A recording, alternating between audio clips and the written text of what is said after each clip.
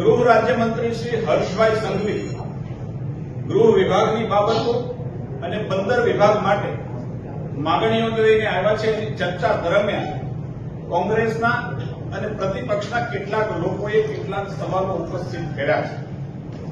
રાજ્યમાં ગુનેગારોને નાથવા માટે રાજ્ય સરકારના પગલાની સામાન્ય સંજોગોની અંદર પણ રાજ્યના લોકોમાં અનેક પ્રકારે સરાહના થાય છે.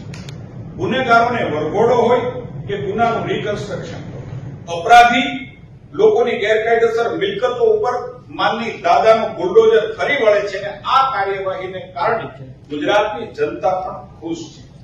પરંતુ આડકતરી રીતે કેટલાક વકીલો દ્વારા કોર્ટનો સહારો લઈ અને આવી ગૃહ વિભાગની સચોટ કાર્યવાહીને રોકવા માટેના કોંગ્રેસ દ્વારા જે પ્રકારના પ્રયાસો થઈ રહ્યા છે એ વખોડવા લાયક છે, જેના કારણે કોંગ્રેસનું ચરિત્ર આજે જનતામાં ખુલ્લું પડ્યું છે. એ ચિંતાનો જરૂર વિષય છે.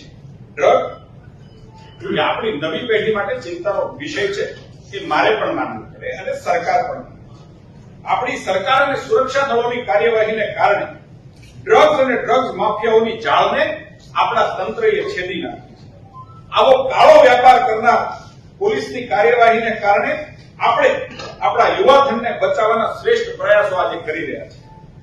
મારે કોંગ્રેસને પૂછવું છે કે જે પ્રકારે ગુજરાતનો ગૃહ વિભાગ, ગુજરાતનું સુરક્ષા દળ, ગુજરાતનું પોલીસ જે પ્રકારે આ કડક કાર્યવાહી કરીને મબલક પ્રમાણની અંદર ડ્રગને પણ પકડે છે, ડ્રગ માફિયાઓ જે કાળો કારોબાર કરી રહ્યા છે એને પણ પકડે છે, પરંતુ કોંગ્રેસને મારે પૂછવું છે કે જો આવી જ કાર્યવાહી તમારી સત્તા જ્યારે પંજાબની અંદર હતી ત્યારે તમે આવી જો કાર્યવાહી કરી હોત તો એક વખતનું સમૃદ્ધ પંજાબ આજે ઉડતા પંજાબ ન બન્યું. જે પ્રકારે દાદાનું બુલડોઝર ભૂમાફિયાઓ ગેરકાયદેસર રીતે સરકારી જમીન ઉપર કબજો કરી અને જે પ્રકારે ભૂમાફિયાઓ ઉપર આવા લોકોને આઈડેન્ટિફાઈ કરીને દાદાનું બુલડોઝર જે પ્રકારની કાર્યવાહી કરે છે, હું એમ માનું છું કે આવા ભૂમાફિયાઓ હોય, ગુંડાગર્દી કરનારા લોકો હોય, એને ન કોઈ જાત હોય ન કોઈ ધર્મ, પરંતુ સરકારની ટીકા કરવી પણ જોઈએ.